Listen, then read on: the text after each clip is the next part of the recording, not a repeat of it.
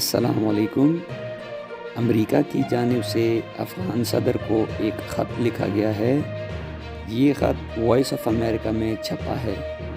اس خط کی نزاکت سے پتہ چلتا ہے کہ طالبان کی دھمکی نے کس حد تک امریکہ کو مجبور کر دیا ہے کہ وہ افغان سرزمین سے نکلے۔ یہ خط امریکی وزیر خارجہ اینٹونی بلنکن کی جانب سے افغان صدر کو لکھا گیا ہے۔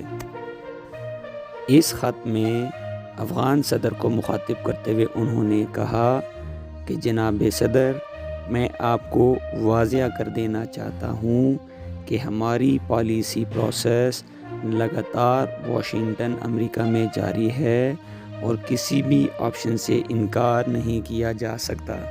انہوں نے کہا کہ جیسے ہم دوسرے آپشنز پر غور کر رہے ہیں، وہیں پر ہم 1 مئی تک اپنی پوری فوج کا انخلاء کے آپشن پر بھی غور کر رہے ہیں۔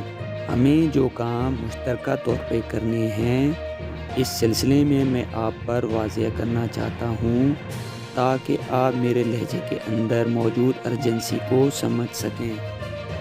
اس خط کے ذریعے بلنکن نے صدر غنی کو خبردار کر دیا ہے کہ بڑے خطرناک نتائج ہو سکتے ہیں اگر آپ جلد از جلد معاہدے کے تحت تبدیلیاں نہیں لاتے۔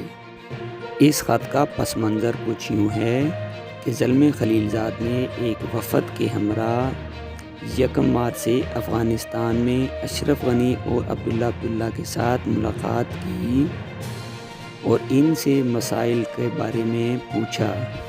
انہوں نے کہا کہ امریکہ اور اس کے اتحادی افغانستان سے نہ نکلیں، تاہم زلمے خلیل زاد نے کہا کہ میں امریکہ کو مکمل فوجی انخلاء پر راضی کرنے کی کوشش کروں گا، کیونکہ ہماری اطلاعات کے مطابق طالبان ایک بڑے حملے کی تیاری کر رہے ہیں اور امریکہ اپنی اور اتحادی فوج کو دوبارہ ایک بڑی جنگ میں دھکیل نہیں سکتا۔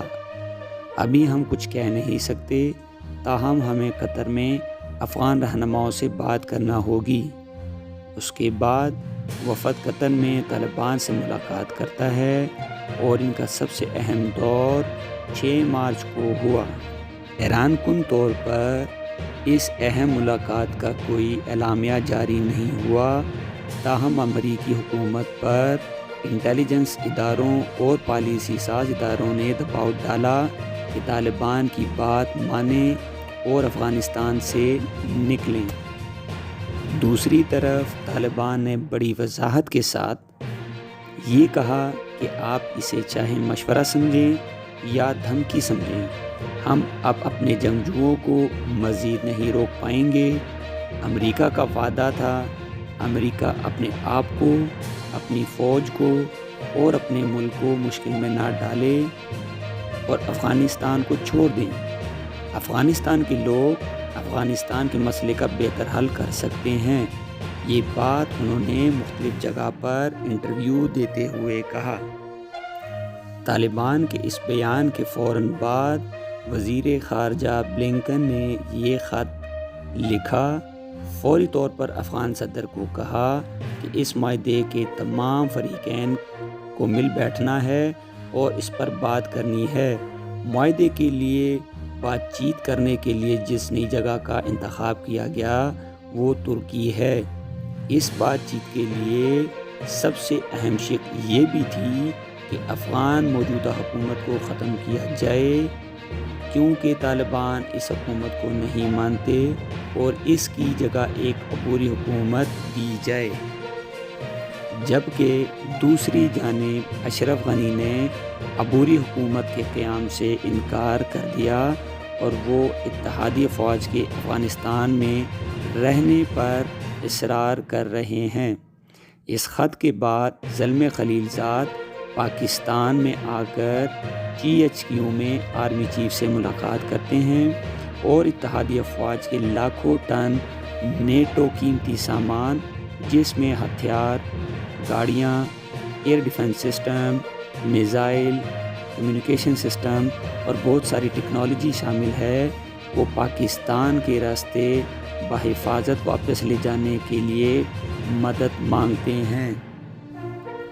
اس ملاقات میں نیٹو کے سربراہ جنرل آسٹن ملر، زلمے خلیل زاد اور اسکاٹ ملر بھی شامل ہیں، اور حالیہ دنوں میں UK کے chief of defence staff sir Nicholas Patrick Carter نے بھی ملاقات کی ہے۔ ان سب کی نظریں اس وقت پاکستان پر ہیں۔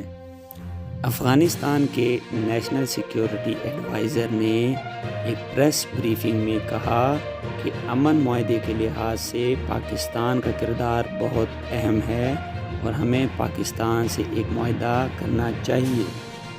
اس خط کے بعد پاکستان کی اہمیت بہت بڑھتی ہے اور پاکستان اس وقت ایک مضبوط پوزیشن میں ہے۔ جہاں پاکستان اس سارے عمل میں دنیا کے کام آ رہا ہوگا، وہیں پر پاکستان اپنے لیے بھی بہت سی چیزیں منوانے کی پوزیشن میں ہوگا۔ موجودہ حالات کے تناظر میں جہاں پاکستان کی اہمیت بڑھتی جا رہی ہے، وہیں پر امریکہ نے عملی طور پر افغانستان میں اپنی شکست کو تسلیم کر لی ہے۔ اب صرف یہ ہے کہ یہاں سے نکلنا کیسے ہے، یا دوسری صورت میں اگر وہ افغانستان میں قیام کرتے ہیں تو یہ ان کے لیے ایک بہت بڑا رسک ہوگا۔